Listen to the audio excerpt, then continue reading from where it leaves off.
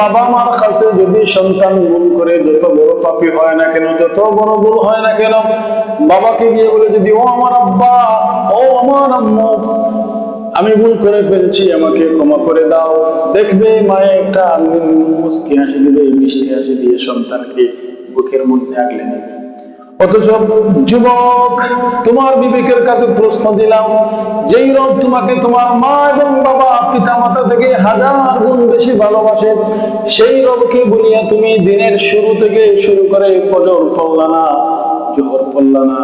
আল্লাহ বলে ফেরেশতারা অপেক্ষা করো, দেখো আমার বান্দাটা কি ফিরে আসে, দেখো আসরে কি আমার বান্দা নামাজ পড়ে, আসরে আসলা না, মাগরিবে ঠিক তোমার রব তোমার জন্য অপেক্ষা করে,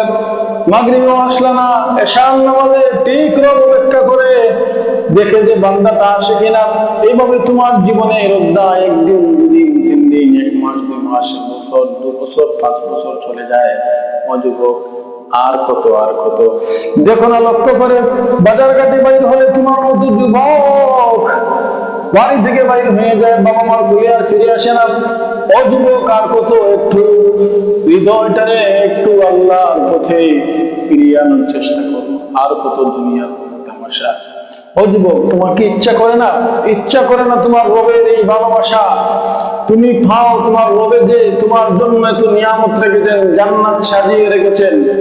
এই জান্নাত কি তুমি জান্নাতে যেতে কি চাও না? হে যুবক, তোমার এই সময়ে তোমার মতো 1000 যুবক যদি নামাজ পড়তে পারে,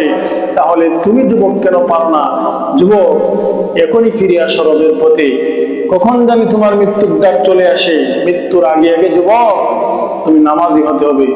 নামাজি হতে হবে, নামাজ পড়তে হবে, আল্লাহর রাসূলের আদর্শ বুকে লালন করতে হবে, আল্লাহর রাসূলের আদর্শ নিয়ে তোমার জীবন বাস্তবায়ন করতে হবে। নবীর সুন্নতগুলো তোমার জীবনে সুন্নতি